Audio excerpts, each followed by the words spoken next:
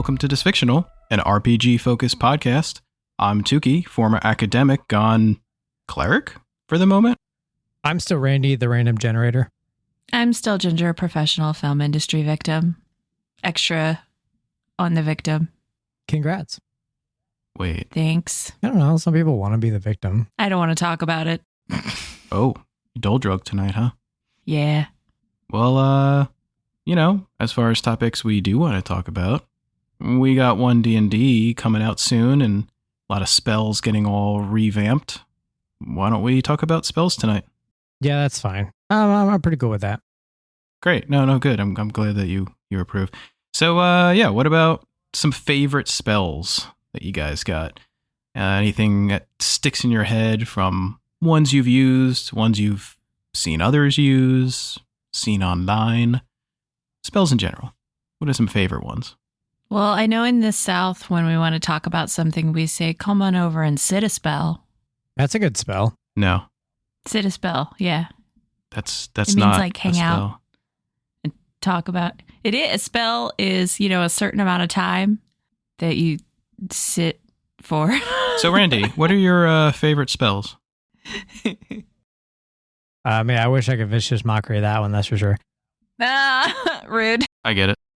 But on vicious mockery, and similarly with, I think, Dissonant Whispers and Tasha's Mind Whip kind of all feel the same with me, but those would be like one of my favorite kinds of spells because the flavor of it where you can, make a mockery out of people with, say, vicious mockery or something like that. Specifically, I think I would choose Tasha's Mind Whip because when I psychically lash out at one creature, I actually lashed out at them doing the techniques. So I'd be like, how fucking dare you do blah, blah, blah. And then, that'd be the kind of mind whip. And then there's like, get out of my head. And it's great.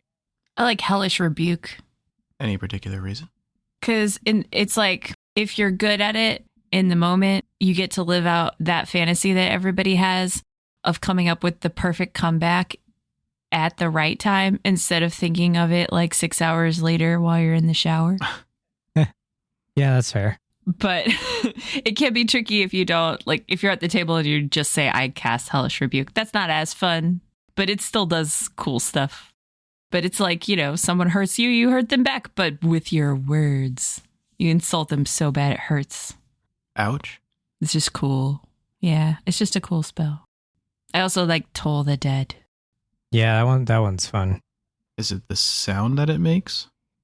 It makes a sound like a bell, like a big resonant bell, but it also does so much damage. If they fail their save, it's 1d8. But if they fail their save and they were missing any hit points when it was cast on them, it goes up to 1d12. So when I was casting it, we were level 17 and it scales up as you go. It was 4d8 on a fully healthy enemy and 4d12 on an injured enemy. Necrotic. Yeah, it's the highest damage cantrip in the game. Yeah, and it makes a cool bell noise. What kind of bell would you have it? Taco Bell. I want to... Wait, did you just say Taco Bell? Taco Bell. Bong. Oh, crap. Amazing. The south of the border noise. That's a good one. I was going to say a bellhop bell, like at a hotel desk. Ding. Or just go bing. Because I'm going to need you to die now. Yeah, I like that too. You got one? Yeah, I got a few. I like absorb elements. That was something I got to use. Well, I didn't get to use it actually as much as I wanted to, but it can really come in handy. So that was a fun spell to have. Basically having or giving you resistance to not all elements, but most elements coming your way as a reaction. Silvery Barbs is also one of my favorites. And I know that one can kind of get abused quite a bit as well. But the really nice thing about that one was getting the advantage on the next attack. And a lot of times I used it, even though I knew it wasn't going to actually help stop my character from getting hit, but it would give me the advantage the next time on an attack. So sort of ended up using it even more for offense. But yeah, those are a couple favorite ones. Yeah, you nullify each crit with silvery bars, which is kind of a pain. Whenever I get that crit, no silvery bars. Like, no. Yeah. Yeah.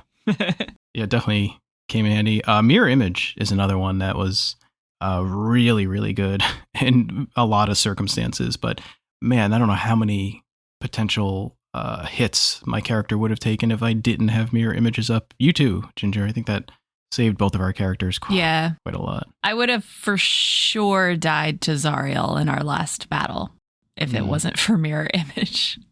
She hit all 3 of my mirrors. I have a bunch. There's another one, Hunger of Hadar. I really liked that when I was playing. Love that one. Yeah, when I was playing on a warlock I had. Mostly because of the description of the spell. I believe the wordage is like a cacophony of whispers and slurping noises or something to that effect. Yep. And I just like the flavor of that for a warlock. I in particular was a fathomless warlock, so just fit perfectly with the theme of the character. And on top of that, it's actually pretty nice AoE effect on the ground. And darkness on top of it. It's darkness 2.0, really. So it sounds like how our podcast recordings sound whenever the noise suppression doesn't get turned on. Correct. Yeah, basically. We're saving everyone out there from having to listen to that. You're welcome. I also have another one, though it's a higher level spell, but Arcane Mirage is super cool. If the casting time wasn't so long, that kind of sucks. But if you wait 10 minutes and you cast the spell, you can change the terrain up to a mile long to look, sound, smell, and feel like another kind of terrain. And you can make it feel like lava. So you could have just be off at the distance a mile away and boom, make it be some sort of lava wasteland and, start killing off a whole bunch of things or just make it some sort of like trap or almost like a moat you could create with it. Like it lasts 10 days too. So it could be a good defense option that I think is also a little underlooked with the possibilities of Mirage Arcane. That's really cool. I'm not familiar with that one. I know hallucinatory terrain, but that one doesn't do damage, right? Like that's the big difference. Is this a bard spell?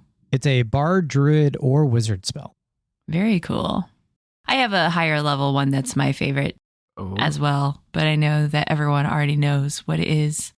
But the MVP of the entire last campaign and my favorite spell going forward for always is probably just going to be Crown of Stars. Crown of Stars, Crown of Stars, Crown of Stars, Crown of Stars. Yeah, that was a good one. Yeah, you still have a few more shots in it. I have to say it 7 times.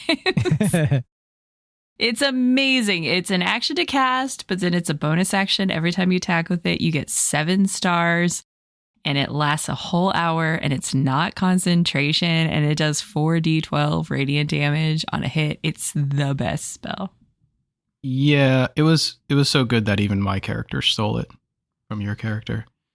I mean, you never had an original thought in your life. No, I think my character had lots of original thoughts, which is what ended them very poorly. Yeah, no, they weren't your thoughts; they were his thoughts. But yeah, the Crown of Stars was nice. Again, we were playing Gestalt characters, but mine was a rogue bard, and I ended up taking Crown of Stars from another class. But since it was an action to cast, I then basically would use my bonus action as an offhand attack, so I could still use sneak attack on the same turn as casting it. And then every turn going forward, it was like main action was a sneak attack, and then my bonus action was Crown of Stars. It was just so much damage per turn. Yeah, with the highest potential 48 damage, and then obviously with a crit, you're doubling that to 96? 4d12 that's damage. That's a lot of crazy. Yeah, but maxing the 4d12s. 48. Yes. Oh, 48. I crit on the Crown of Stars, I think only once the whole game. I think it was only once the whole campaign, but I basically one-shot a barbed devil off a motorcycle with it, which was really fun. Yeah, you destroyed him. It was awesome. It was a good thing, too, because I had nothing left. He could have turned around and killed me instantly, and I was all alone. But sometimes it works out. The only potential downside to that is that it is over time, so you could get only a few shots out of it, but even 4d12 is a lot of damage. For a bonus action. I mean, I could look at other 7th level spells as like a one-hit wonders, but that one, for its economy, yeah, super good.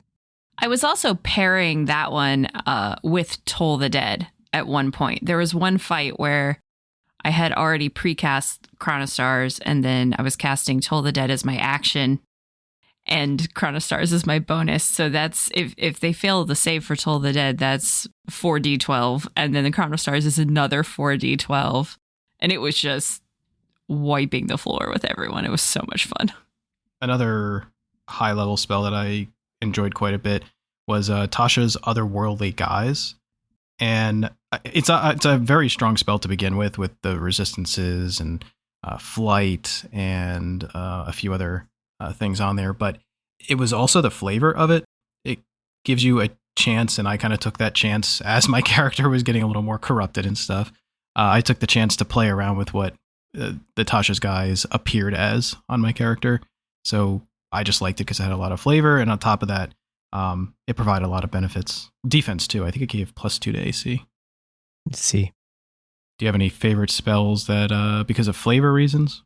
My first ones actually were more for flavor reasons. I actually don't care about the damage for Dissonant Whispers and Vicious. I like the flavor, but it happens to do damage, and they're pretty decent spells, so it hits both notes for me. I think Mirage is also a big flavor for me because it really doesn't do anything much on its own, and it's not a combat spell whatsoever, but it can change literally the battlefield. Trying to think. I know throughout this last campaign, I did a lot of spells out of combat as sort of just daily utility things. And some of them I feel like sort of became flavor just for my character. One of them was probably Dimension Door. I feel like she just didn't like to walk places. I would constantly be like, hey, I want to show you something, and then just Dimension Door us like upstairs or downstairs or outside. And that was just because I had so many available spell slots all the time. It was like, meh, we'll just Dimension Door there. It's easier. I think four out of the whole group, 4 of us in the whole group had Dimension Doors. So there was so many Dimension Doors last campaign. Yep. Yeah, we even solved a puzzle by basically having everyone take one person and all sort of do it together, because we were able to move so many people because everyone had it. A lot of us had Counterspell too, but we didn't get to use that nearly as often. No, I even took it partially through the campaign, and then I think I only got to use it like once or something like that. Just didn't get as many opportunities after. Yeah, you ended up using it a lot more, Ginger, but and then everyone else had their occasions, but you definitely had a lot of hits with it. But as that being a higher level campaign, it was harder to use it because it wasn't guaranteed. Well, what I came up against the most was that the things that were happening weren't spells. That's true as well. I mean, especially towards the end. Yeah, towards the end, all the bad guys, like they would teleport around, but the teleport, it wasn't a spell, it was an ability. It couldn't be countered, which honestly was fair play because I had Phase Step the entire campaign, which is also not a spell. So I was doing it to them too. Yeah, honestly, I kind of wish that, this is a really side tangent, but I wish that the fiends it wasn't just teleport. It could have been like Fiendish Step or something, since you have Phase Step. Yes. It makes a lot more sense because that is exactly what it is. Yeah. Almost all higher level fiends have this teleport. So just call it Fiendish Step. That's the main reason I wanted to become a fiend. Or like Infernal Dodge or something. What about some spells that, could deserve some more attention? Skywrite. Why? Ooh, that's a good one. So Skywrite, you only get like 10 words and you write it in the sky, and it appears as clouds and remains there for up to an hour. Of course, a strong wind can get rid of it and stuff, but you could do so much fun things with it, or just make some guy named Peter like in trouble by just saying, Peter, I know you slept with her or something. And now like all Peters are freaking out in the city. It would be hilarious to use that spell. And it's a ritual, so you don't even waste a so you just want to cause chaos. Oh, yeah. Oh. You're evil. All the chaos. I am chaotic neutral, as I've stated. Hmm. I think a massively underutilized spell as far as creativity and potential uses go is actually a cantrip, which is just thaumaturgy. Yeah. Go on.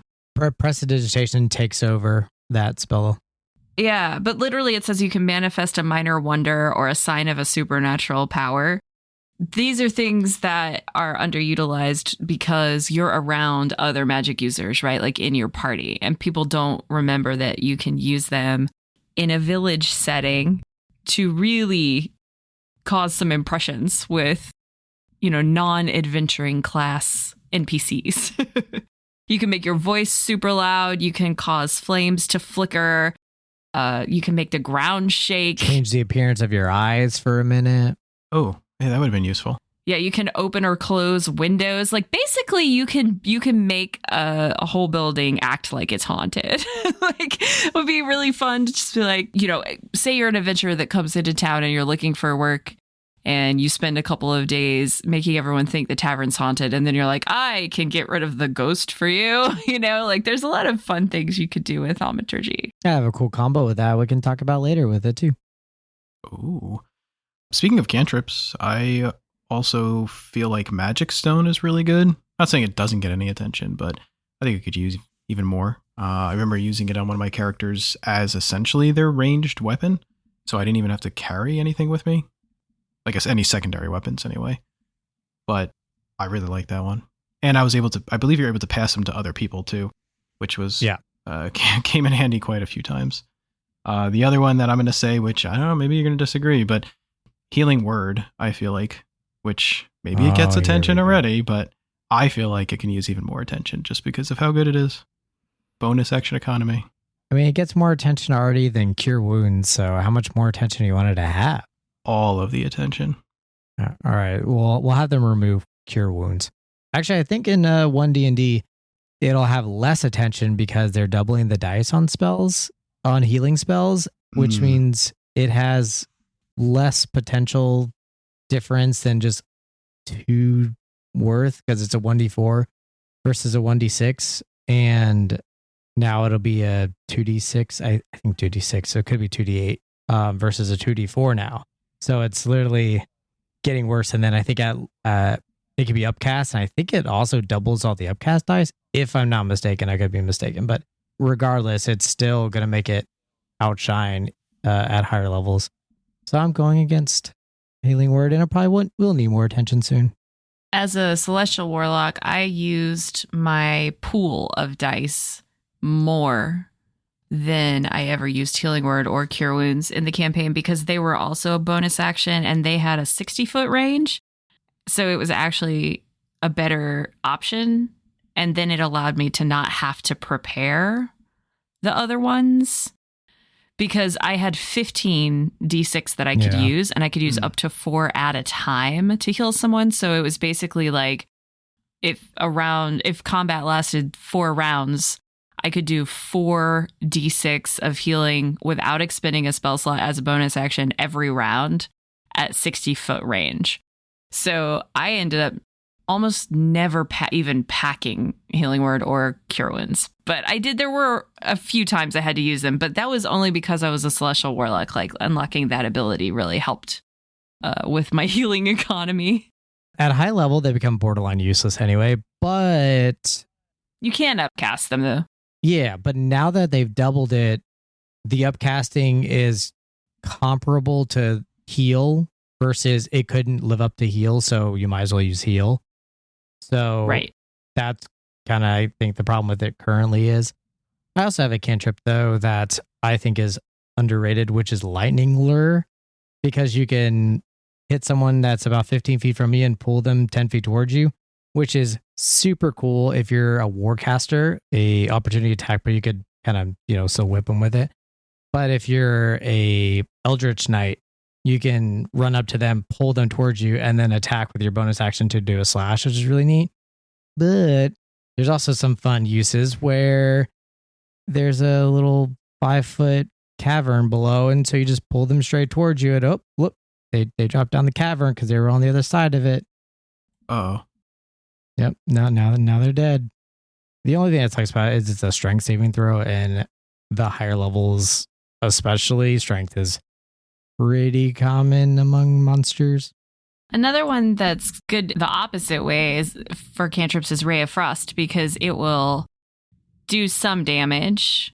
As a cantrip, 1d8 is pretty good for damage, and then it reduces their speed by 10 feet until the next turn. So that's another one that it's like casting slow temporarily and also doing a little bit of damage for a cantrip. Especially if you do it at their max 60-foot range, which means even at a dash for a 30-foot creature, they couldn't reach them.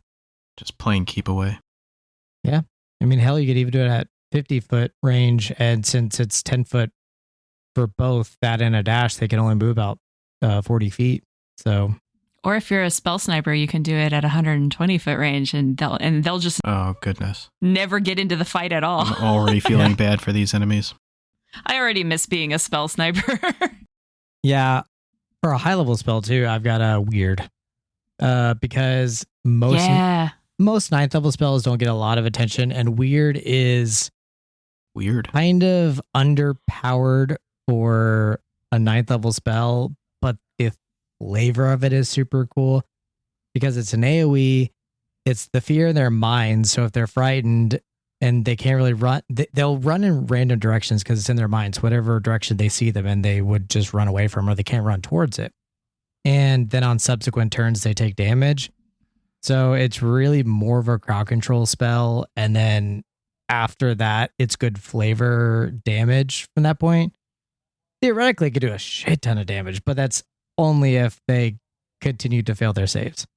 Yeah. Speaking of saves, though, I always thought Intellect Fortress was really good, especially in certain situations. I think in our last campaign, that saved multiple people from Feeble Mind and other spells that were possibly going to affect Not them. me, though. Yeah, no, not you. You got taken out multiple times. You didn't have Intellect Fortress up. You were drooling near the lava. Yeah, if only you had Intellect Fortress up. Yep. Yeah, I feel like that one was pretty handy. Again, I guess it kind of depends on the situation. Another one was Confusion.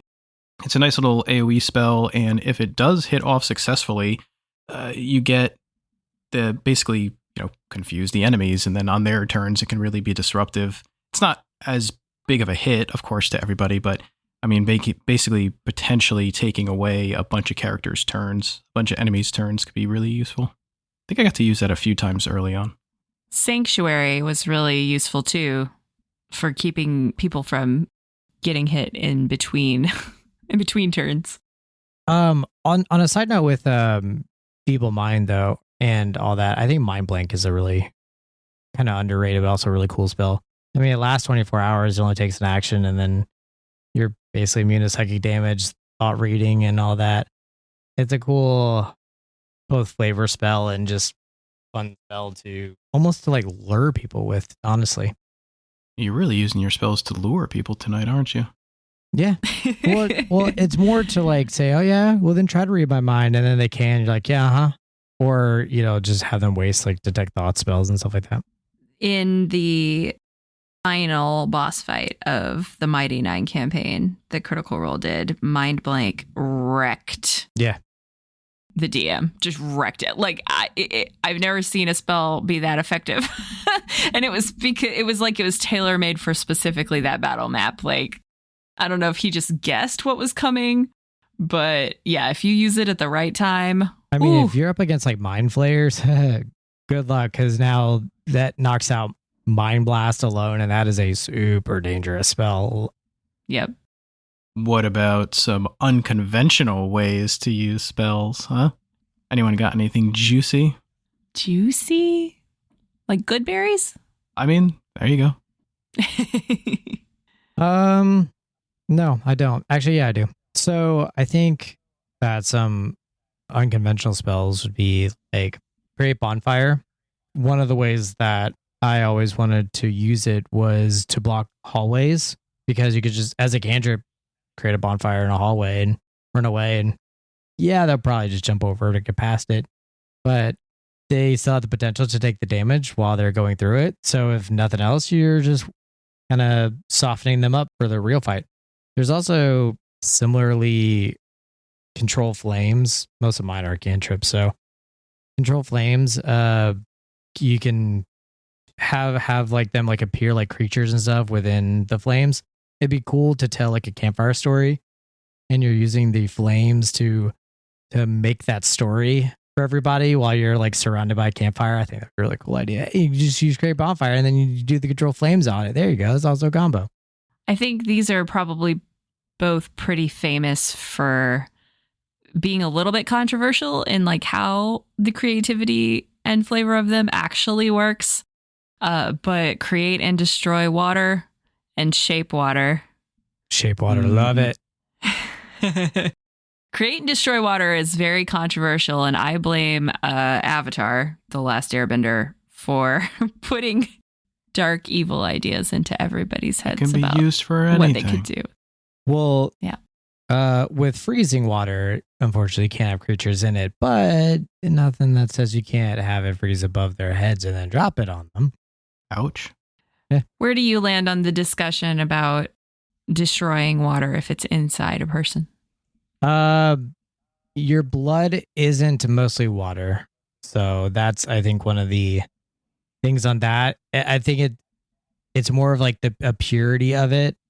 I know that swamps and all that you could kind of still consider would be water, but I would go by a percentage of the organism basically. And so you think the magic can't tell which parts are pure water and which parts aren't?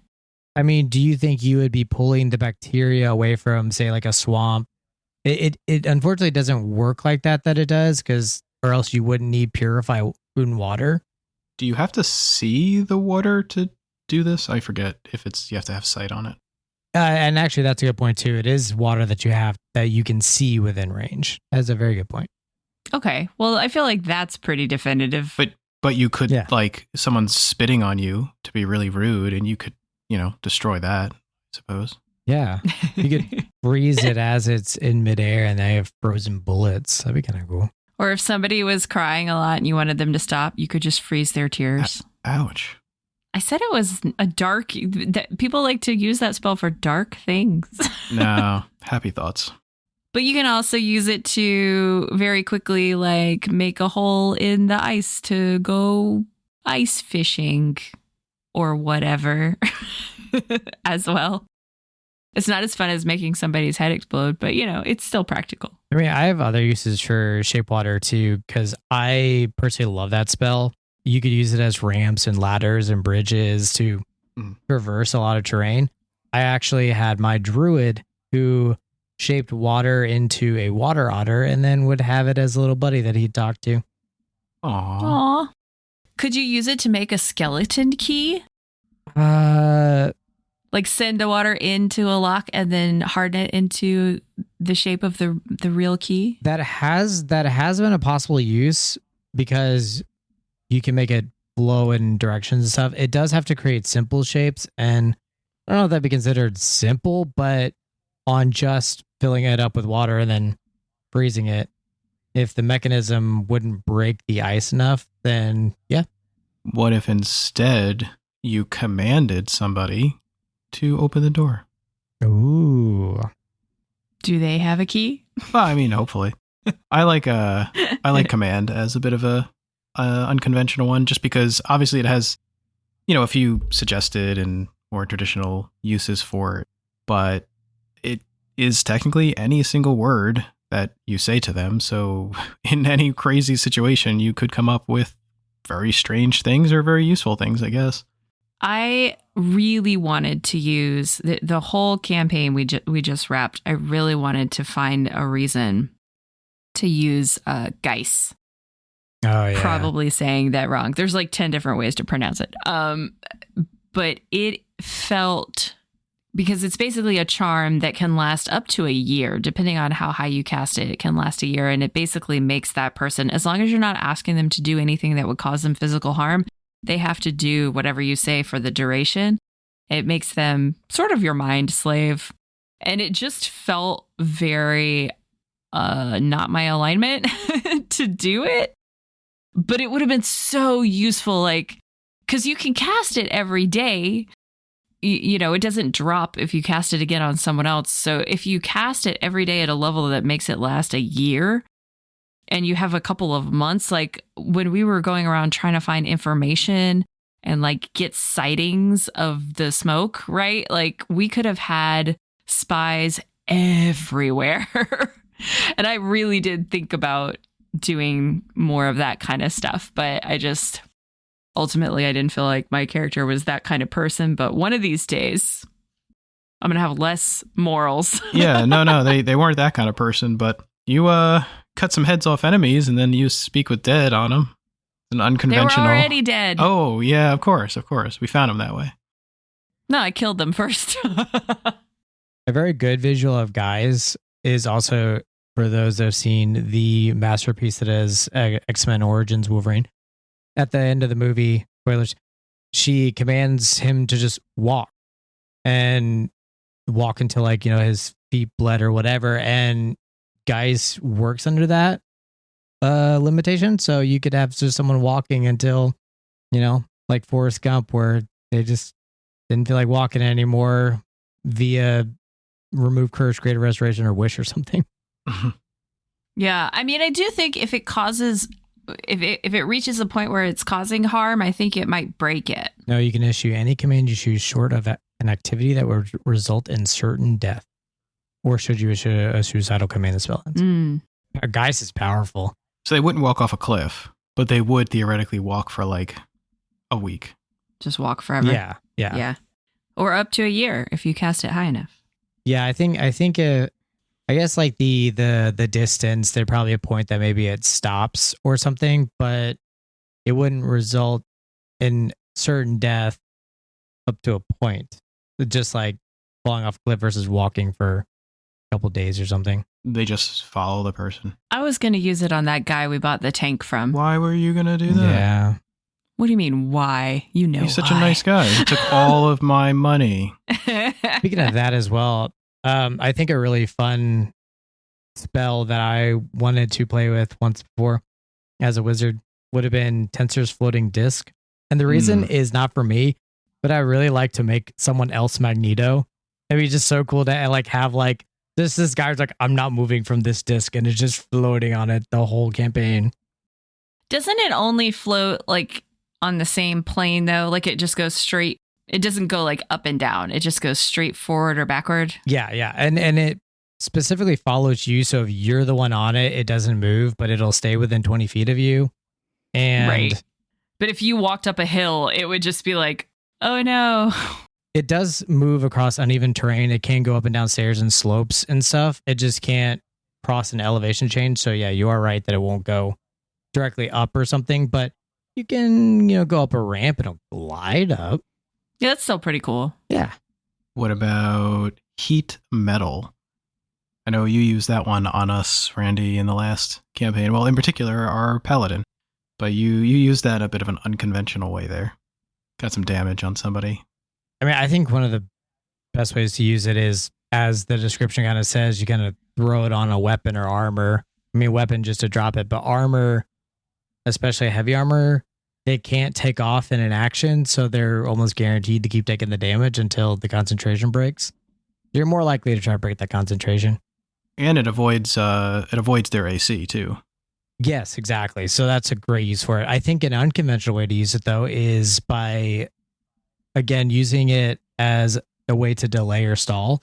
And you could heat metal a doorknob. Yeah, keep someone from entering the room. Yeah. Or burning their hand. Just to go the office on it where, like, they're trying to, there's a burning building, but all the handles are hot or something. That's when you whip out the mage hand, though. Yep, exactly. I feel like that happened to me in Baldur's Gate. There's like that one burning building in Act 1 you have to go through, and it kept being like, the door's too hot. I was like, yeah, dang it. I think I ended up misty stepping everywhere so that I could just find whoever I was trying to find and get back out of there. One last one that I never got to use, but I was prepared to use it in a slightly unconventional way, and that's mislead.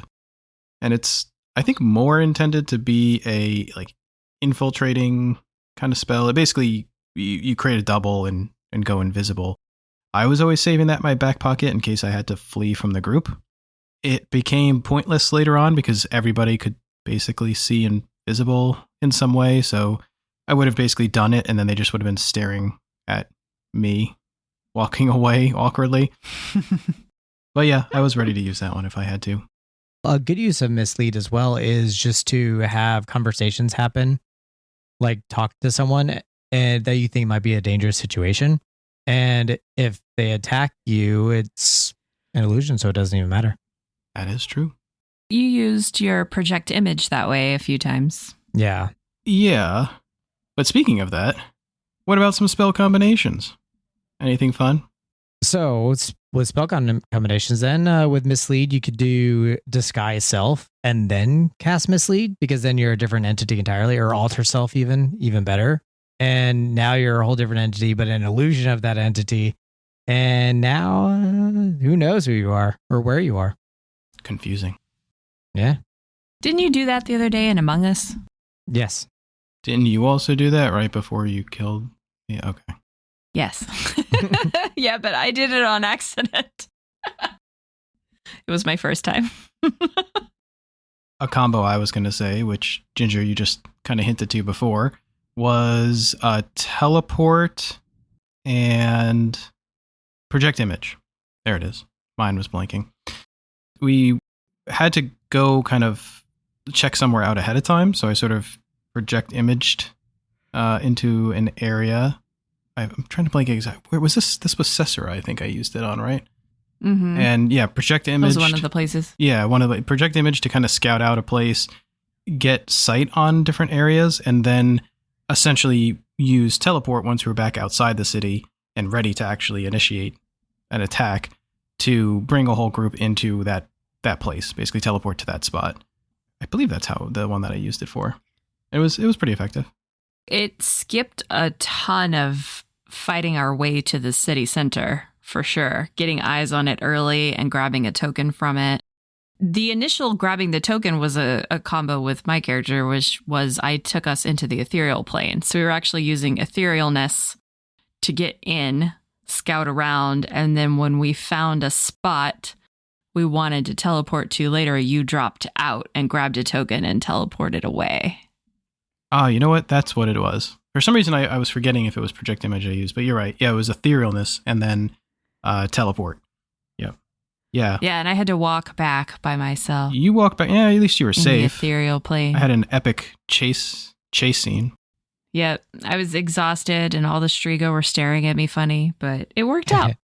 All the Strigo were trying to attack me. Yeah. Yeah, but you did use project image to scout ahead initially when we first got there to do the recon, figure out like where we should go to. Because the range on that is pretty crazy, isn't it? Yeah. Teleport? No, project image. Oh, yeah. I forget the exact distance. I think it's like it's not 500 miles, is it? It's something crazy. Yeah. No, it's 500 miles.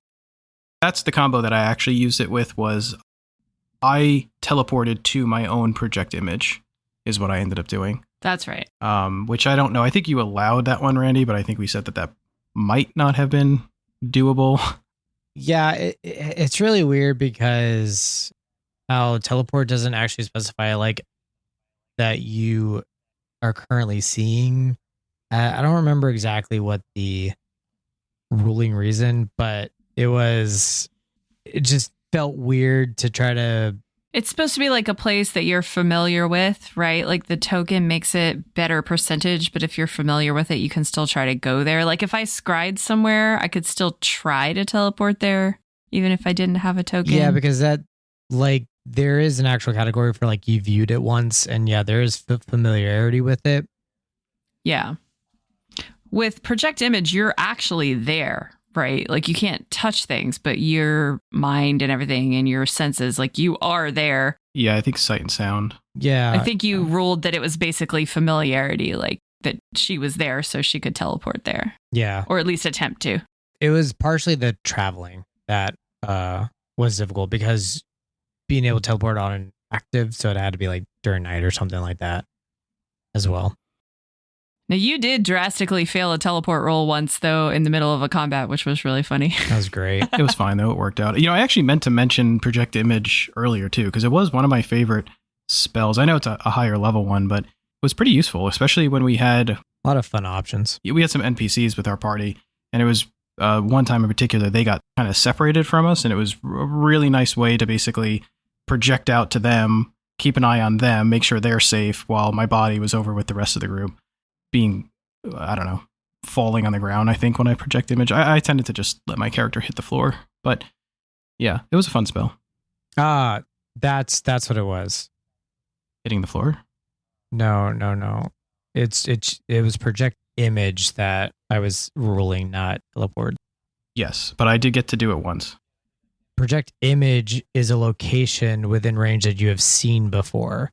You technically wouldn't like the tank's moving, so it was a weird ruling for that. I did it once because it made sense for that, but it's like boat physics, right? Like you see the videos of the people jumping on a trampoline on a cruise ship.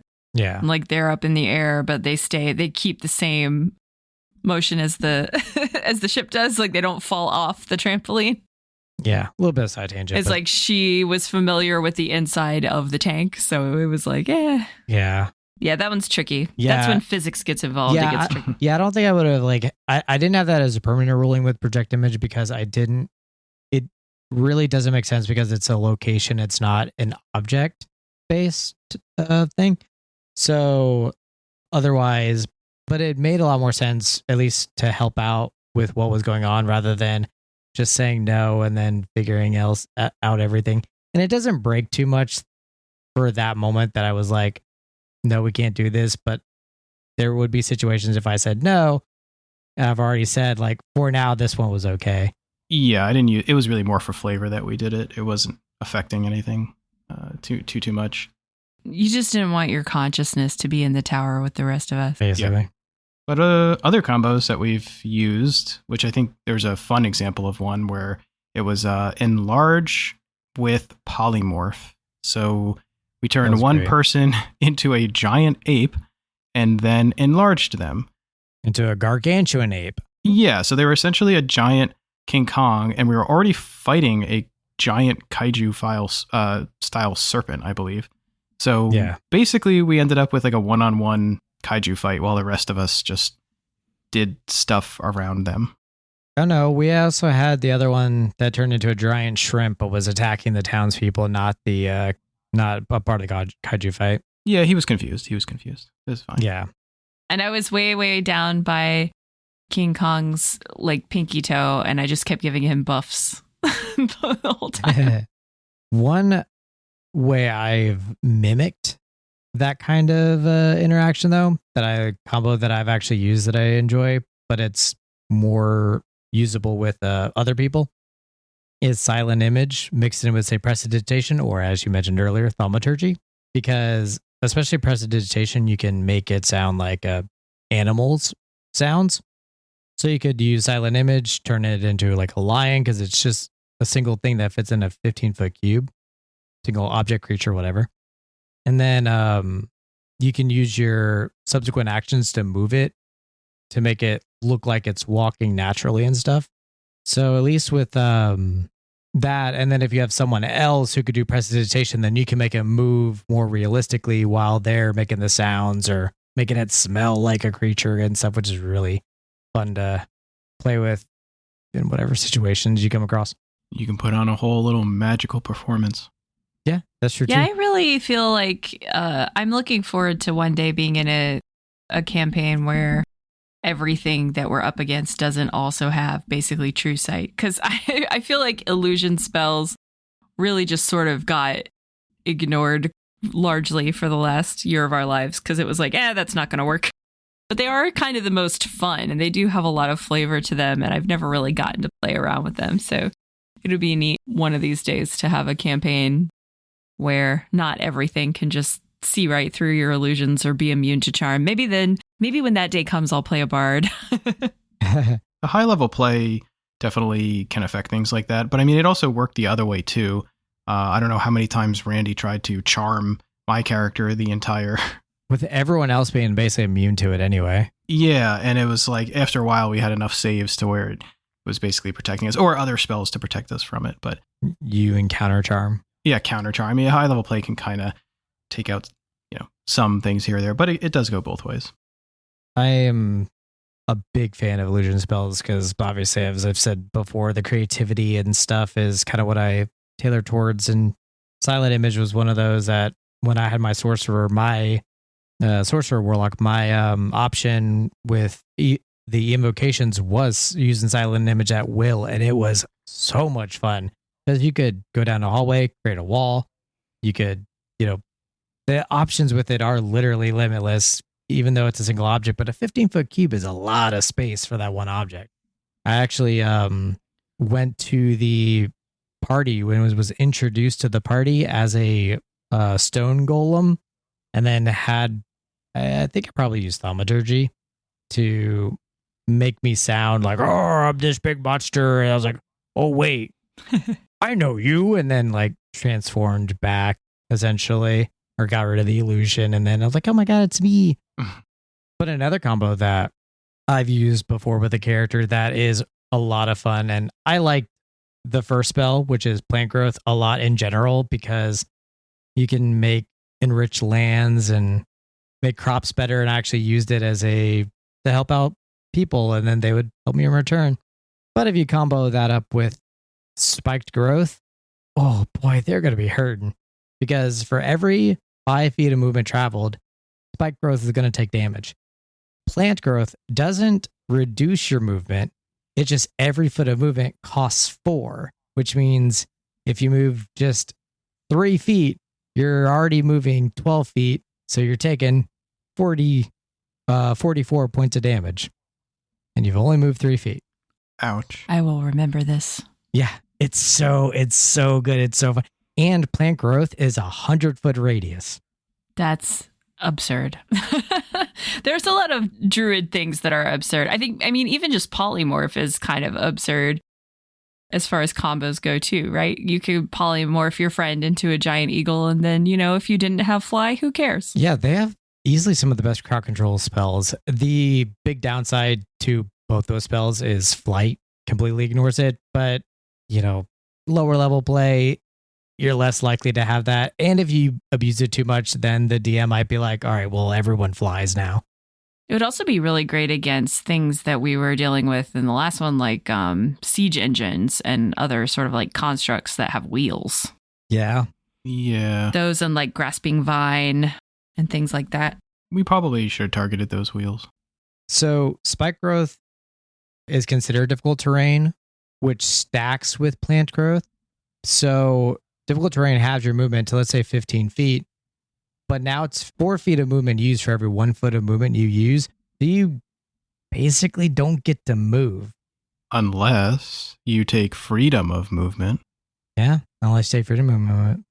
You also ignore difficult terrain. It does ignore difficult terrain. You'd probably still take the damage of spike growth, but it doesn't reduce your target speed. But so I'd probably say it wouldn't affect plant growth. You would still take damage from spike growth, but you'd be able to get out of it much quicker because it's only a 20-foot radius. Mm. Speaking of combos that keep people in a particular place, I never got to use this one, but Otto's Irresistible Dance combined with a Fireball, or honestly any dex, big dex save spell for damage. But the Otto's Irresistible Dance basically makes them dance in place. And there's no save for it. It just works on them, and then they can use their action on their turn to try to break it. But while they're dancing, they get disadvantage on dex saves. So I never got the chance to like line it up, but that could be a really good combo with like 2 players on a single target, or an enemy they want to take out, but they can't quite hit or something, has a high dex. And then you basically just give it the best chance you can by getting the disadvantage on it. Flavor-wise, though, is the disadvantage that they suddenly have on dex because it's making them use all their dex to dance really, really good? Yeah. Or is it because they're fumbling around trying not to dance and they're dancing really badly and their dex is bad at the moment? Because it would be really funny if it gave them like mad crazy breakdance skills or something, and that actually led them to dodge all the stuff better. Right, yeah. Like I'd actually think if they were a bad dancer, it'd be almost like Drunken Master, where you're just like dodging because they can't predict your dance moves. Yeah. It unfortunately does only target one creature. It's still really good though. No, yeah. So it only affects one creature, and it will be broken once they take damage. But then you just line up a really, really big hit, like your character with that whole psychic blade and the sneak attack combo, and they become uncharmed with 96 damage minimum stabbed in their back. Oh, and a Crown of Stars bonus action. Yeah, and then a Crown of Stars bonus action. Yeah, of course. For both of us. Yeah. And then Eldritch Blast. I always like to imagine for the Otto's Irresistible Dance that they're doing the Macarena as well. I mean, that could totally be player flavor. YMCA. All right, so yours is that one. That is I think one of the most fun uses with autos is I would make you to choose the dance because that would be hilarious. Gangnam Style. Yeah, like just have a bunch of like dance routines. I want you to dance to Britney Spears' Oops, I Did It Again. Or relatable, maybe in sync. If someone cast it, like say you had an NPC, like a bad guy, cast it on a player and you chose the dance and then the player had to physically do the dance. And if it was really, really good, they actually got dex bonuses. And if it was really bad, then they got the disadvantage. I'd risk it. That would be really fun. Okay. I probably wouldn't give them that. But if they do the dance well, they would get advantage on the save to regain. Oh, there control. you go. I would do that because I'm like, oh my God, that was so good. Or like if they did the dance perfectly, like if it was like a Dance Dance Revolution, level, they hit it really well. Then when they have to make their dex save, they get advantage on the dex save. Not necessarily the wisdom save to break the spell, but the dex save itself. Like because they're dancing so good, they're dodging all the things. I mean, them standing up and like going through the risk of embarrassment just to even try, I'd probably still give them the advantage. Or at least inspiration. Advantage on everything. No, Yeah. not everything. Because then I shouldn't have cast a spell if there's a chance for them to like, just make it beneficial for them. No, I'm still trying to kill them. That would be fun though, because that would be a nice little built-in like mini game. Totally agree. Kind of like how whenever I did alter self to look like one of our other party members, you were like, well, you got to do his accent. I was like, oh no. Yeah.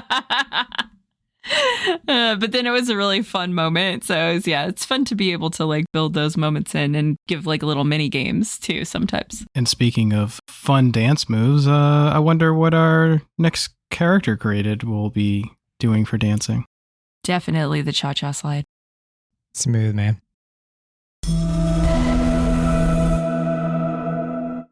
Flash round time.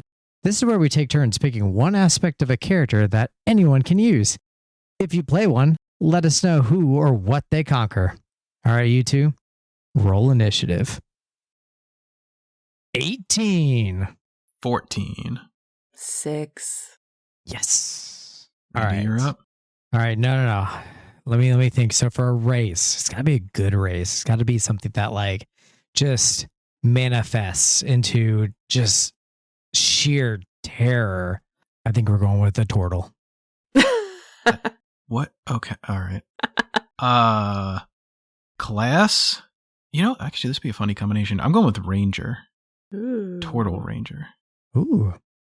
Okay, for a Ranger Turtle subclass, I'm going to go Horizon Walker. So for that Horizon Walker, I think it should be like a just almost baby face looking, just smooth, almost like a soft shelled turtle looking turtle. Ooh. Maybe a little bit extra, like maybe a little more lime green. Fun. For background, I'm going to go with Outlander. Seems like it fits a lone turtle ranger. That tracks. For personality traits, I'm going to say that our turtle friend really actually isn't like all that into animals. I think for the ideals will be like champion. It just wants to be the best animal. Or humanoid.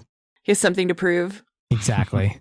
Might not like animals. For bonds, I'm going to go with they don't make friends easy, but once they do, they keep them close. Nice. Going deep here.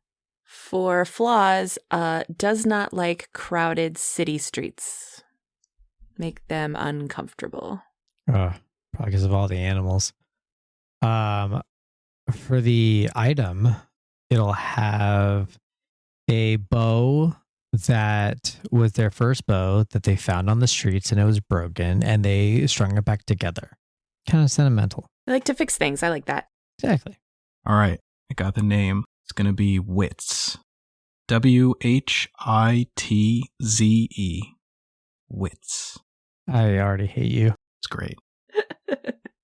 Like, my name is Bob. BOQLZYLB. Yes, exactly. May you use your wits out there, Wits. Love it. Thanks for listening. If you enjoyed this session and want to hear more, you can find us on Twitter at dysfictionalpod for our latest updates and downloads.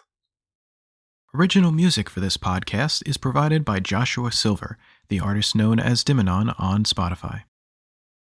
And don't let Sozum's slow speech fool you. That turtle knows how to pickpocket.